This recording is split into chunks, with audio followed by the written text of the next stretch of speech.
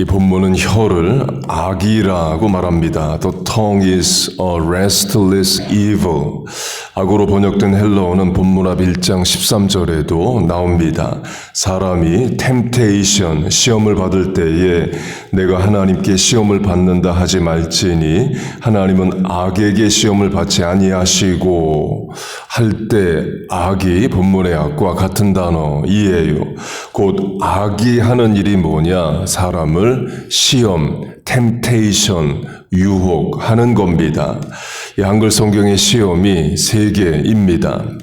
영어는 다 다른 단어인데 한글이 한 단어로 번역을 다 했습니다. 첫째는 테스트입니다. 창세기 22장 God tested Abraham. 하나님이 아브라함을 시험하사 이삭을 바치라는 시험을 하셔요. 테스트 시험은 순종해야 됩니다. 이 두 번째 시험은 trial, T-R-I-A-L, 시련, 고난, 환난, 또 이제 시험으로 번역이 됩니다. 계시록 2장 너는 장차 받을 고난을 두려워하지 말라. 마귀가 너희 가운데 몇 사람을 시험을 받게 하리니 그가 10일 동안 환난을 받으리라. 이때 고난, 시험, 환난 다 같은 말이에요. 트라이얼의 시험은 인내와 견딤을 요합니다. 세 번째 시험은 temptation, 유혹이에요. 예수님이 마태복음 6장에서 주기도문에서 시험에 들게 하지 마옵시고 lead us not into temptation. 이때 시험은 미혹, 유혹입니다. 예수 본문 앞 1장에 악에게 시험받지 않는다. 그때 시험도 temptation입니다. 예수님이 마귀를 tempter, 유혹하는 자로 부르셔요. 이 temptation의 시험은 피하거나 속지 말아야 됩니다. 요셉이 보디발 아내의 유혹을 피해서 도망을 가죠. 예수님은 뱀처럼 지혜로우라로 뱀의 지혜를 간파하여 속지 말라 하십니다. 하나님은 테스트하시고 트라이얼, 시련, 고난을 주시지만 temptation, 유혹은 하지 않으십니다. 유혹은 마귀가 하는 거예요. 그래서 예수님이 마귀를 tempter, 유혹하는 자로 부르십니다. 하나님의 시험은 우리를 훈련, 연단시키십니다. 사명을 주시고 사명에 맞는 능력을 주셔요. 그리고 면류관 상급을 주십니다. 그에 반해 마귀의 시험은 우리를 넘어지고 실패하고 죄짓게 만들 뿐입니다. 이 본문의 혀가 악이다와 마귀를 연결하면 마귀의 혀는 사람을 temptation, 유혹합니다. 첫사람부터 유혹했어요. 에덴 동산에서부터 활동했습니다. 마귀가 뱀의 모양으로 나타나서 하와를 유혹하죠. 하나님의 말씀에 불순종하라, 선악과를 따먹으라 유혹합니다. 그때 마귀가 사용한 것이 혀입니다. 마귀가 하와를 대신해서 선악과를 따서 하와에게 준 게 아니죠. 마귀는 혀로 다 말만 한 겁니다. 손으로 행동한 것은 사람이에요. 하와의 손이 선악과를 따서 먹고 남편 아담에게도 하와의 손이 줍니다. 마귀의 말에 사람이 속아서 몸으로 손발로 범죄를 해요. 그렇게 뱀이 유혹, 미혹을 해서 또 뱀의 혀의 끝이 두 갈래로 갈라져서 뱀은 미혹자, 유혹, 거짓의 상징으로 사용됩니다. 그리고 뱀은 또 이스라엘의 욕으로도 사용이 돼요. 예수님이 종교 지도자들을 독사의 자식, 뱀새끼라고 정죄하시죠. 아담과 하와를 뱀이 속였기 때문에 뱀은 이스라엘에서 욕으로 쓰입니다. 그렇게 마귀의 혀가 악을 행하고 사람의 혀도 악을 행합니다. 본문에서의 혀는 사람의 혀이에요. 사람의 혀의 악은 중상모략, 모함, 이간질, 사기 등 많은 죄를 짓습니다. 사순절로 하면 예수님이 대제사장의 집에서 유대법으로 재판을 먼저 받으십니다. 곧 빌라도 재판 전에 유대인의 법정에 먼저 서셔요. 그때 사형에 해당하는 죄가 두 가지로 요약됩니다. 첫째는 하나님의 아들이라고 했다와 둘째는 성전을 허물면 3일 만에 다시 짓겠다로 예수님이 그 두 가지 죄로 사형에 처해지게 됩니다. 예수님은 많은 비유를 사용하셨습니다. 비유가 아니면 말씀하지 아니하셨다는 말씀도 있어요. 성전을 허물고 3일 만에 짓는다는 것은 문자적으로 그렇게 하시겠다가 아니라 예수님의 몸을 성전으로 비유하시고 죽음과 부활을 3일 만에 다시 산다를 성전이 3일 만에 다시 지어짓는다 비유로 말씀을 하셔요.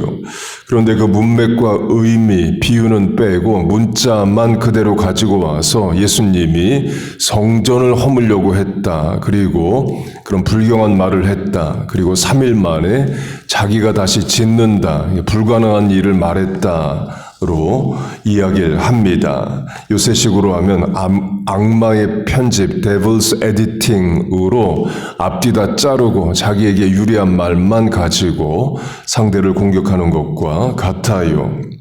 그렇게 예수님이 성전을 허무신다가 예수님의 법정에서 언급이 되는데요. 참고로 성전의 크기는 어느 정도 됐을까요? 성전은 2번 지어집니다. 솔로몬이 짓고 바벨론이 침략해서 무너뜨리고 그리고 헤롯, 예수님 당시 왕인 헤롯이 성전을 짓고 로마 제국이 성전을 무너뜨립니다. 그리고 지금까지 없어요. 그래서 유대인들이 3번째 성전을 짓고자 합니다. 제3성전이라고 해요. 그러나 지을 수가 없습니다. 원래 성전 터가 동예루살렘인데 동예루살렘은 이스라엘 땅이 아닙니다. 서한지구 팔레스타인 땅이에요. 그리고도 성전 터에 이슬람 사원이 서 있습니다. 열왕기상 6장을 보면 솔로몬이 지은 성전의 크기를 이렇게 말합니다. 길이 60규빗, 너비 20규빗, 높이 30규빗. 1규빗은 손가락 끝에서 팔꿈치까지의 거리입니다. 미터법으로 하면 솔로몬 성전의 길이 27m, 폭 9m이에요. 우리 예배당의 길이 십자가에서 문까지 길이의 2배 정도 되고 폭은 우리 교회 폭 정도 됩니다. 그 솔로몬의 성전이 큰 건물이 아니에요. 이유는 천막으로 있던 성막을 돌로 바꾼 것이기 때문입니다. 출애굽기를 보면 성막의 크기는 길이 100규빗, 폭 50규빗입니다. 솔로몬의 성전은 실제 성막보다도 작게 지어요. 예수님 당시 헤롯이 지은 성전의 크기는 솔로몬 성전보다는 큰 것으로 여겨집니다. 곧 성서 고고학에서 발굴을 해보니까 솔로몬 성전 크기보다는 큰 것으로 이야기를 해요. 그렇게 본문이 혀가 악이라고 말합니다. 시편 52편을 보면 다윗도 같은 말을 합니다. 내 혀가 심한 악을 꾀하여 날카로운 칼같이 간사를 행하는도다. 간사한 혀여 너는 남을 해치는 모든 말을 좋아하는도다. 혀를 악이라 말하면서 칼로 비유합니다. 칼이 사람을 해치고 죽이듯이 혀가 그런 역할을 한다는 거예요. 내용은 다윗이 사울 왕을 피해서 도망다닐 때 제사장 아히멜렉의 도움을 받습니다. 아히멜렉이 1번 배고픈 다윗에게 빵을 주고 2번 골리앗의 칼을 다윗에게 줍니다. 2가지만 해요. 당시 아히멜렉은 다윗이 사울을 피해 도망가고 있다를 몰랐습니다. 다윗이 사울의 사위고 군대 장관이고 신하기 때문에 왕의 사위며 군대 장관이 와서 선대했을 뿐이에요. 사울 왕을 대적할 마음은 아히멜렉은 없었습니다. 그런데 도액이란 사람이 사울 왕에게 아히멜렉이 다윗을 도와줬다라고 고발합니다. 그리고 사울 왕이 아히멜렉을 죽입니다. 왕은 죽이라는 명령만 하고 실제 죽이는 일은 부하들이 하죠. 그런데 신하들이 제사장을 죽이는 일엔 나서질 않습니다. 하나님이 세우신 종이기 때문에 칼들어 자기가 죽이는 일은 안 하려고 해요. 그때 도액이 아히멜렉을 죽입니다. 곧 도액이 아히멜렉을 혀로 고발을 하고 칼로 아히멜렉을 죽이는 일도 도액이 합니다. 그렇게 도액이 혀를 칼같이 사용하는데요. 사울 왕에게 이렇게 말합니다. 아히멜렉 제사장이 1번 다윗을 위해 여호와께 묻고 2번 그에게 음식도 주고 3번 블레셋 장수 골리앗에 칼을 주었나이다. 아히멜렉이 다윗에게 음식을 주고 골리앗 칼을 준 두 가지는 맞습니다. 그러나 아히멜렉이 다윗을 위해 여호와께 물은 적은 없어요. 도액이 없는 말 하나를 더해서 고발을 합니다.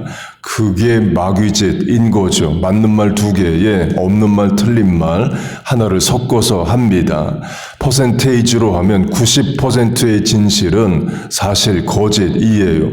진실은 100%가 진실이어야죠. 그러나 세상에서도 맞는 말 9개에 틀린 말 하나 더해서 사람을 미혹하기도 합니다. 이간질, 중상모략, 모함에서 그게 사용이 되죠. 맞는 말 합니다. 그리고 맞는 말 가운데 없는 말, 틀린 말을 넣어요. 그럼 듣는 사람은 그게 다 맞는 말인 줄 알게 되죠. 이단 사이비들이 그렇게 합니다. 처음에는 맞는 말로 시작을 합니다. 그러다가 끝에 가서 틀린 말을 해요. 다르리자 끝단자가 그걸 말합니다. 예수님을 모함할 때도 마찬가지이에요. 마태복음 26장을 보면 대제사장이 예수님을 붙잡아서 먼저 유대교식 재판을 합니다. 로마식 재판 이전에 자기들 재판을 해요. 그때 사실에 근거한 재판을 안 합니다. 대제사장들과 온 공회가 예수님을 죽이려고 그를 칠 거짓 증거를 찾음에 거짓 증인이 많이 왔으나 얻지 못하더니 공정하게 재판을 진행해야 할 종교 지도자가 거짓 증거할 사람들을 찾습니다. 유대교 재판에서 대제사장은 재판관이에요. 그런데 판사가 거짓 증거 조작을 지시합니다. 그런데 얻지 못했다라는 말은 거짓 증언들도 일관성이 있고 말이 맞아야 되는데 거짓 증인들의 말이 서로 안 맞는 거예요. 급하게 불러 모으다 보니까 연습이 안 돼서 그랬겠죠. 예수님 부활 이후도 마찬가지입니다. 예수님 십자가에서 죽으시고 3일 동안 무덤에 계시죠. 로마 군인들이 돌 무덤 앞을 지킵니다. 3일째 예수님은 부활하셔요. 빈 무덤이다라는 소문이 나기 시작합니다. 그러자 대제사장이 어떻게 하느냐? 대제사장과 장로들이 함께 모여 의논을 하고 군인들에게 돈을 많이 주어 제자들이 예수님의 시체를 도둑질하여 갔다 하라. 본문으로 하면 악한 혀이고 뱀의 혀와 같은 거죠. 로마 군인들에게 거짓 증언을 돈을 주고 시킵니다. 그걸 대제사장이 했다는 거예요. 이 설교 준비를 하면서 사람의 몸 중에서 가장 강한 근육이 뭔가를 검색해 봤습니다. 교근, 턱 근육으로 나왔어요. 단위 면적당 근육이 가장 많이 있는 곳이 턱이랍니다. 둘째로 나오는 답은 혀의 근육으로 나옵니다. 물론 이건 비유이에요. 사람의 혀가 강력한 파괴력을 가졌다는 것으로 사람 몸에서 가장 강한 근육은 혀다 비유로 그렇게도 말을 한답니다. 본문으로 하면 혀가 쉬지 않는 악이고 죽이는 독입니다. 강조점은 그런 혀를 잘 다스리라를 본문이 말합니다. 다스리는 방법은 하나님의 것을 말하는 거예요. 기도와 찬송이 그겁니다. 우리 안에 있는 믿음을 사용하여 말을 하는 거예요. 하나님으로부터 말미암는 소망의 말을 하는 겁니다. 그러므로 더러운 말, 죄악의 말들을 이겨나가는 겁니다. 하나님께서 우리의 혀를 붙잡아 주시기를 주의 이름으로 축복하고 축원합니다. 아멘. 우리 주여 한번 부르고 주신 말씀 붙잡고 기도하겠습니다. 주여, 하나님 아버지 우리에게 혀를 주셨습니다. 입술을 주셨습니다. 하나님 그 혀로 하나님을 찬송하고 기도하고 사람들 살려내는 소망의 말, 생명의 혀 되게 하여 주옵소서. 우리의 생각과 판단도 붙잡아 주시고 입술로 말하는 것들이 하나님께 영광이 되게 하여 주옵소서. 주옵소서. 우리와 자녀들의 입술에 더러운 것들 제하여 주시고 정결하고 거룩한 말들 하게 하여 주옵소서. 하나님 또한 이 시간 기도합니다. 입술로 간구합니다. 우리의 기도에 하나님 응답하여 주시옵소서. 마음의 소원을 들으시고 역사하여 주옵소서. 또한 우리가 중보하여 기도하는 대상들도 살려주시고 믿음을 더하여 주옵소서. 또 교회와 나라와 민족을 위해 또한 기도합니다. 우리의 기도의 사명을 주셨사오니 그 사명 이루게 하여 주옵소서.